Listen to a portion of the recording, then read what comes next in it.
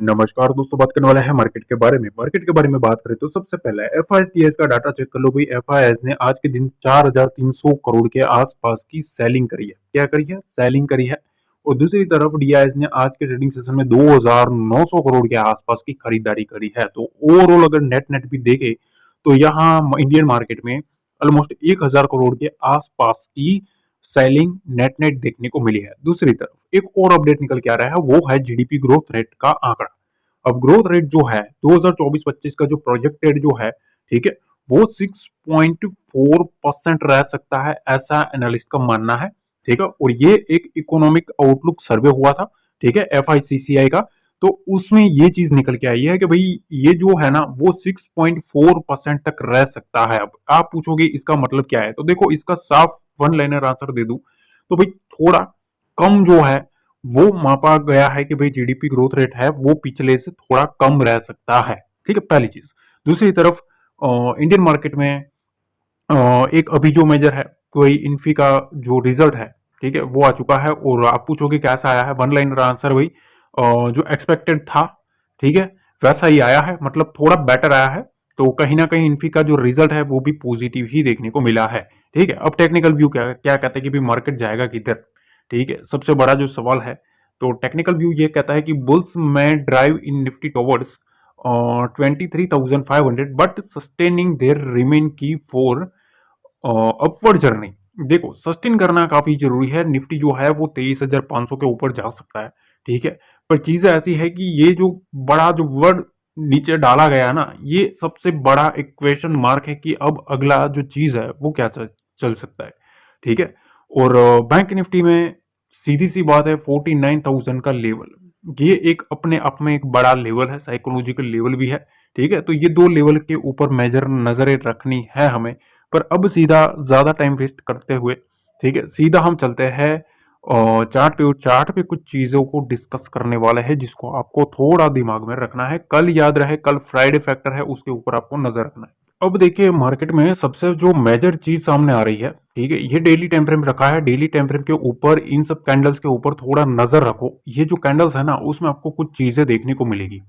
देखो ये daily time frame के ऊपर का चार्ट है गाइस, ठीक है, थोड़ा सीखना है आपको, जरूरी है, क्योंकि सीखोगे तो ही यहाँ कुछ ना कुछ आप समझ पाओगे।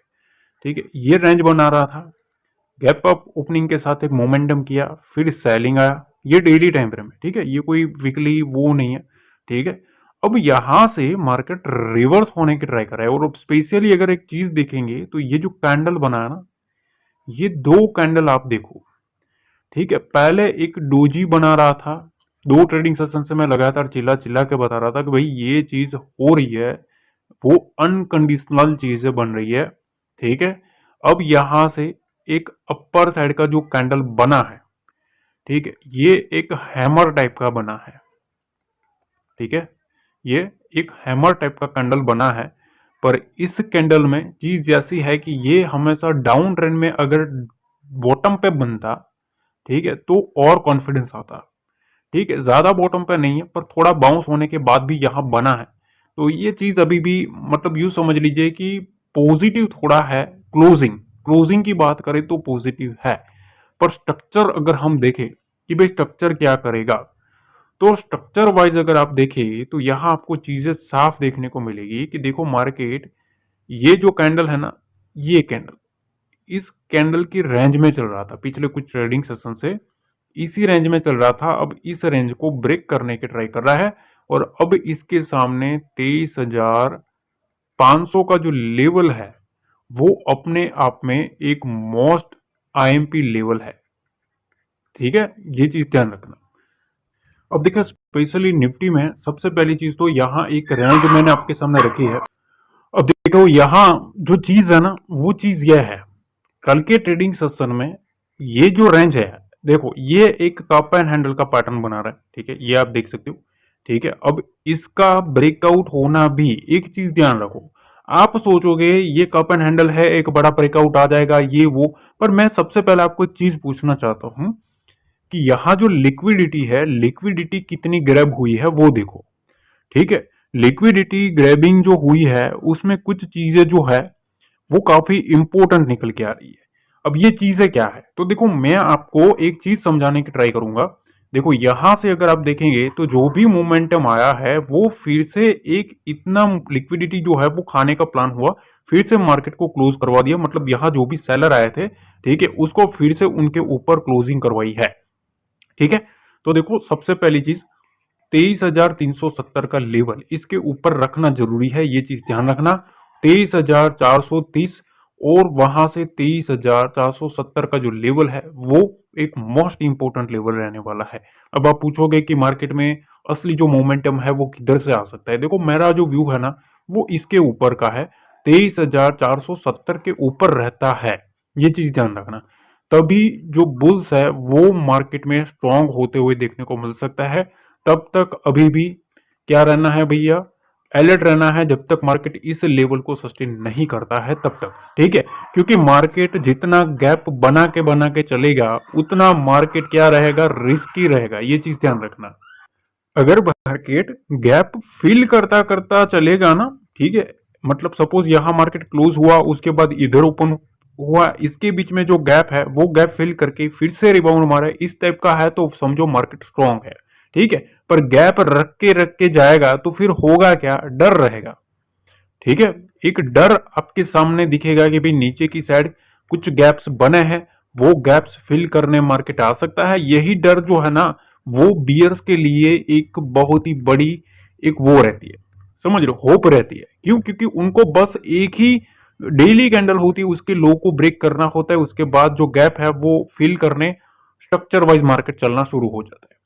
तो ये चीजें जो रहती है, ठीक है, अभी मार्केट जिस तरीके से बिहेवियर किया है तो एक चीज ध्यान रखो, नीचे की साइड ये जो है, ठीक है, फ्राइडे फैक्टर की बात करें, ठीक है, तो इसके नीचे 23,600 सॉरी 23,270 का जो लेवल है, ठीक है, 23,270 का लेवल, ठीक है, इस लेवल के नीचे आता है ना, इस लेवल के नीचे तो थोड़ा दिक्कत है।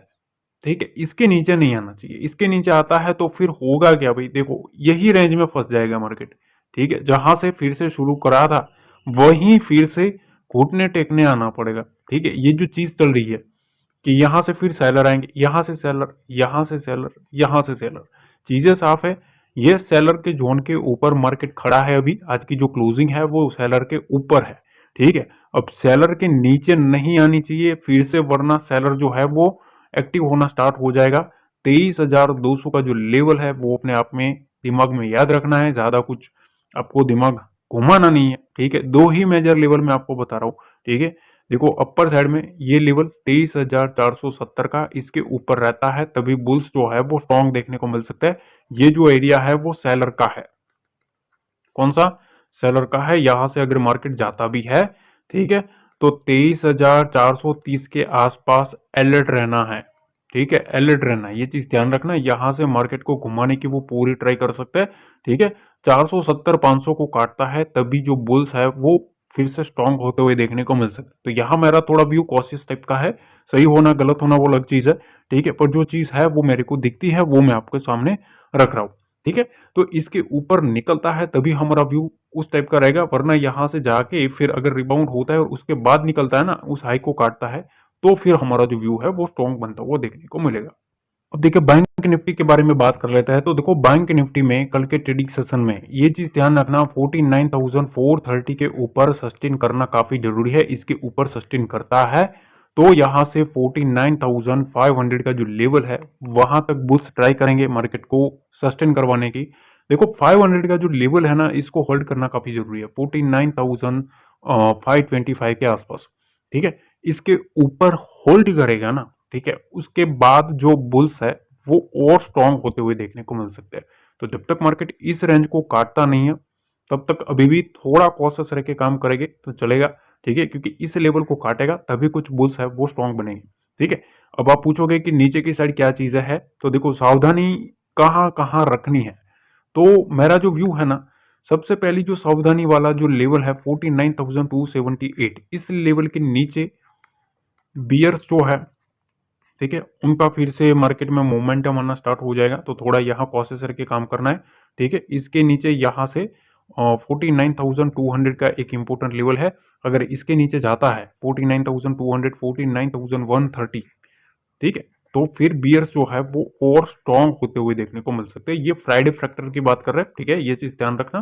तो फ्राइडे फैक्टर भी है, और चीज ऐसी है कल के ट्रेडिंग सेशन में ना ओपनिंग से ज्यादा क्लोजिंग मार्केट की इंपॉर्टेंट रहने वाली है।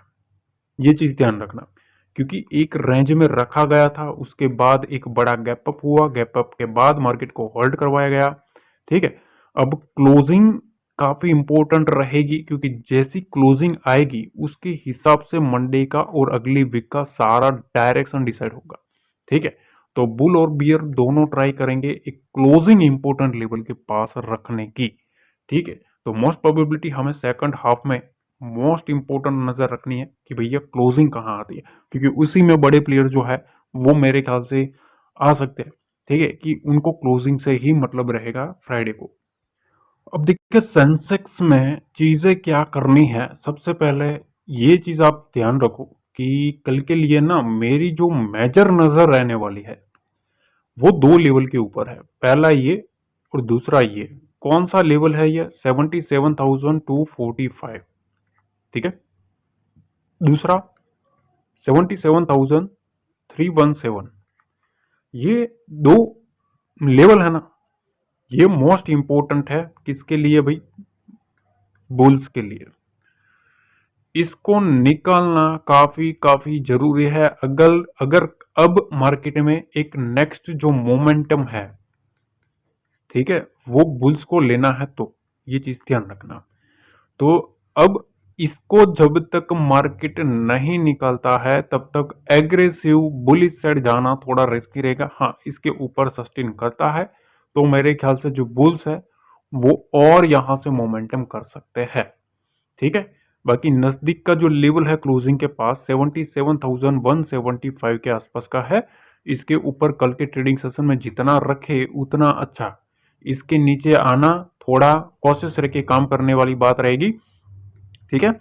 अब नीचे की साइड एक विंडो ध्यान में रखना भाई, ठीक है, 77,062 का लेवल, ठीक है। लिक्विडिटी ग्रिप करने का सबसे पहला साइन इधर से मिला था, ये लोगों ने ट्राई भी इधर से ही मारी थी, और फिर मार्केट को घुमाया। जैसे ही इनकी जो लिक्विडिटी ग्रेबिंग प्रोसेस जो था उसको पलट दिया ना, यहां से एक बड़ा शूटअप आया, देख रहे हो।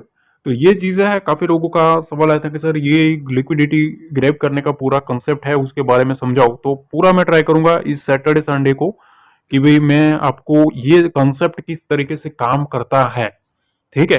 क्योंकि अभी मैं 3 मिनट में समझाऊंगा तो वो आप समझ नहीं सकते हो, क्योंकि मुझे पता है वो कंसेप्ट किस तरीके का है, और मेरे से बेटर आपको मेरे ख्याल से कोई नहीं समझा पाएगा, ठीक है। क्योंकि आप मेरे से काफी टाइम से जुड़े हो तो आपको पता है मेरा काम करने का तरीका किस तरीके का है, लेवल किस तरीके से होते हैं, तो उसमें आपको काफी अच्छे से समझ में आएगा।